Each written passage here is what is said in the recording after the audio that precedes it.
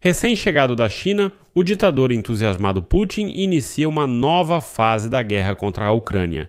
O jornal The Times escreve que o principal edifício do governo em Kiev foi atacado durante o encerramento da cúpula do líder russo com Xi Jinping e Kim Jong-un em Pequim. E sua ousadia característica está se tornando cada vez mais evidente. Mas o presidente americano Donald Trump, que prometeu acabar com a guerra em 24 horas, não conseguiu e dificilmente conseguirá fazer algo contra a ousadia de Putin.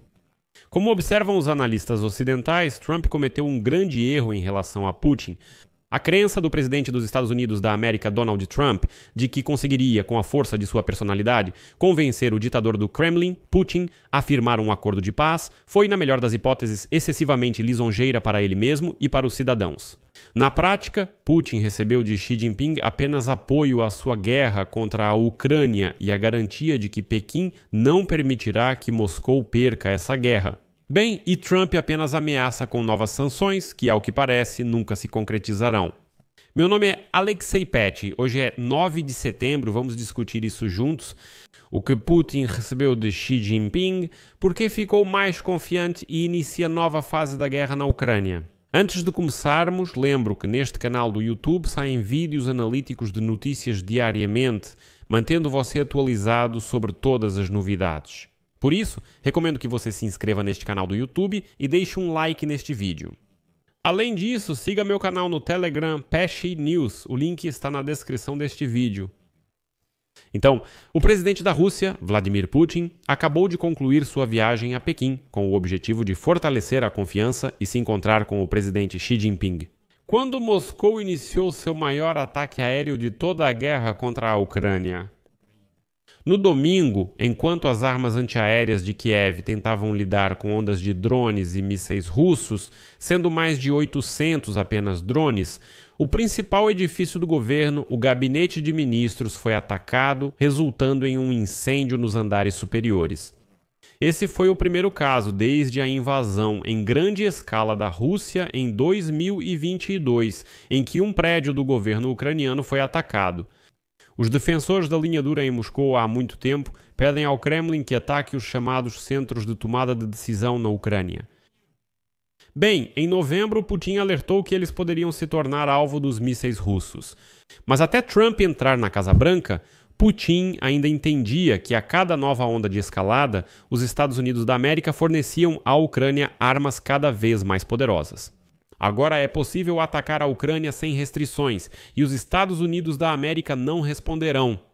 E como escreveu hoje o The Times, ainda não está claro se o prédio foi atingido diretamente ou por destroços do míssil do drone.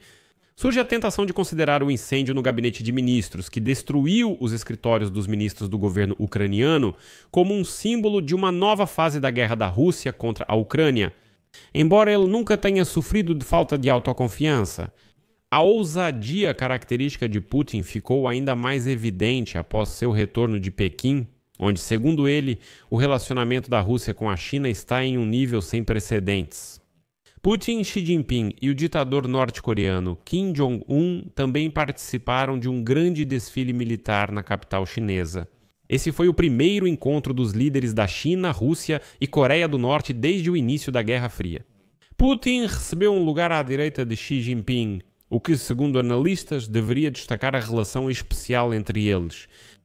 Embora a China, ao contrário da Coreia do Norte, não tenha enviado tropas para a Ucrânia, ela apoia o Kremlin diplomaticamente e desafia o Ocidente.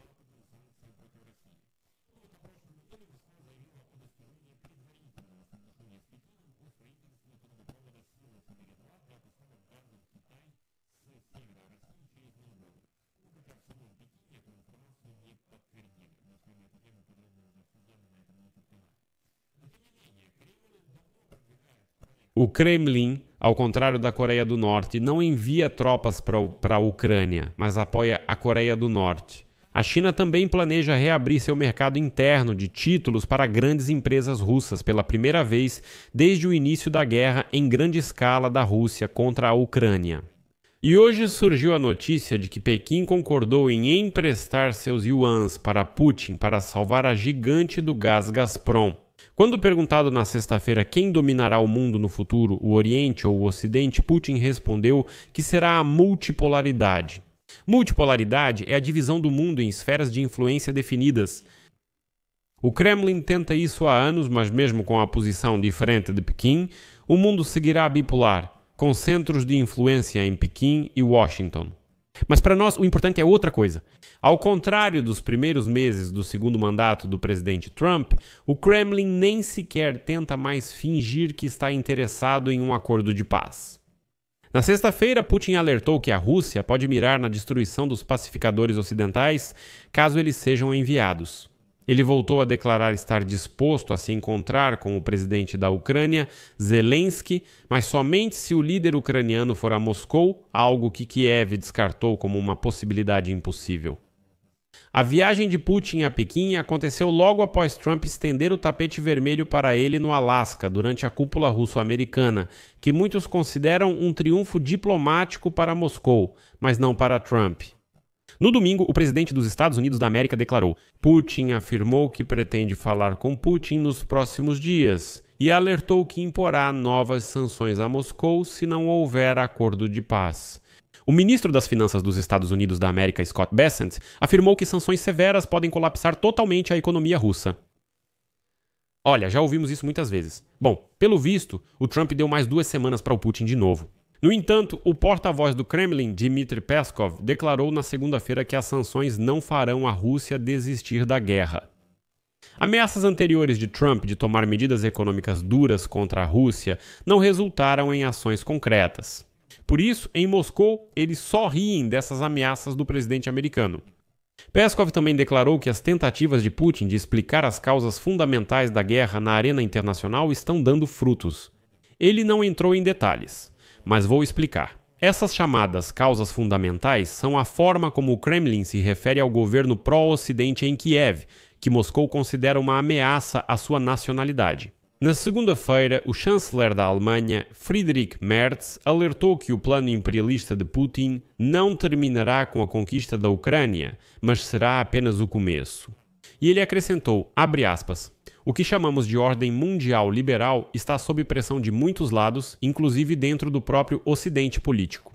Na semana passada, em uma conversa telefônica com líderes europeus, Trump afirmou que eles, ou seja, os líderes europeus, estão financiando a guerra por meio da compra de recursos energéticos russos.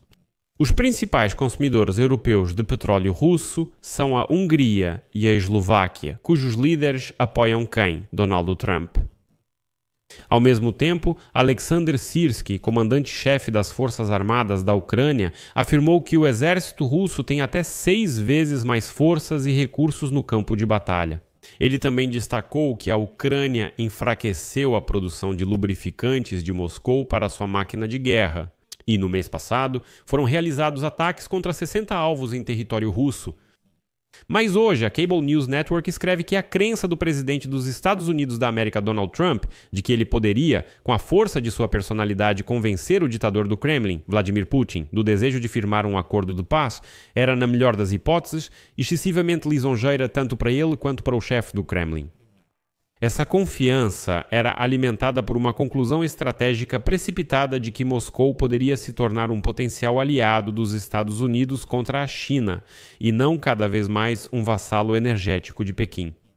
Relata-se que isso é um erro. A interpretação comum custou caro, muito caro para a Ucrânia, tanto em termos do apoio público instável dos Estados Unidos da América, quanto por ter dado à Rússia uma janela de oportunidade para avançar lentamente com suas tropas na linha de frente. No entanto, posteriormente, Washington acabou aprendendo lições óbvias e valiosas, mas acho que foi tarde demais. Os implacáveis ataques aéreos dos russos contra Kiev refletem, na verdade, o resultado do impasse da diplomacia russa. Moscou simplesmente não quer paz alguma, e isso também é evidenciado pelo ataque ao gabinete de ministros da Ucrânia, independentemente de ter ocorrido de forma intencional ou devido à queda de destroços de drones ou mísseis interceptados. Isso aconteceu após outro ataque que atingiu os escritórios da União Europeia e do Conselho Britânico em Kiev. Ou seja, mesmo que admitamos que foi apenas um destroço que caiu sobre a cabine, antes disso, houve ataques direcionados que atingiram o escritório da União Europeia e do Conselho Britânico em Kiev. E por mais assustador que isso soe, a morte de crianças ucranianas parece ser a única coisa que realmente comove Donald Trump. No entanto, já está claro que Putin, tendo recebido uma janela de mais meio ano, nem sequer tenta agradar de alguma forma Donald Trump. Por isso, o enviado especial do presidente dos Estados Unidos da América, Kit Kellogg, chamou corretamente os últimos ataques de escalada. Analistas apontam que isso não é por acaso. Na semana passada, Putin voltou de Pequim, onde recebeu apoio demonstrativo de Xi Jinping, que busca mostrar ao mundo seu próprio bloco inabalável. Isso só fortaleceu em Moscou a sensação de que o caminho à frente ainda é longo, é preciso se preparar. E como escreve a Cable News Network, abre aspas, a previsão para os próximos meses é sombria. Putin pode converter a pressão de suas tropas no leste da Ucrânia em uma conquista territorial de importância estratégica. Trump provavelmente enfrentará a dificuldade de encontrar uma resposta econômica suficientemente dolorosa para Moscou a ponto de mudar seu curso, mas ao mesmo tempo suficientemente branda para manter abertos os canais diplomáticos. Mas, sabe, na minha opinião, isso é totalmente impossível de realizar. Em parte, isso se deve ao pensamento confuso de Trump, que quer atacar, mas também não quer. Mas o principal é que Putin simplesmente não quer nenhuma paz. Não quer. E por isso, os últimos 8 meses da presidência de Trump foram desperdiçados pelo presidente dos Estados Unidos da América no que diz respeito à preparação para a sobrevivência da Ucrânia e à garantia da segurança europeia. A aproximação inútil com Moscou e o enfraquecimento da aliança transatlântica, da qual Washington ainda vai precisar no futuro, só pioraram a situação. Mas eles forneceram uma lição valiosa para a nova administração do Trump. Por isso, agora nem mesmo Trump pode ter qualquer ilusão. E se mesmo agora elas permanecerem, eu já não sei o que pode abrir os olhos do presidente americano. Aqui vou colocar reticências. Escreva sua opinião e suas conclusões nos comentários abaixo deste episódio. Inscreva-se no canal, ative o sininho e não se esqueça de deixar o like. Isso é tudo. Cuidem-se. Tchau a todos. Beijinho.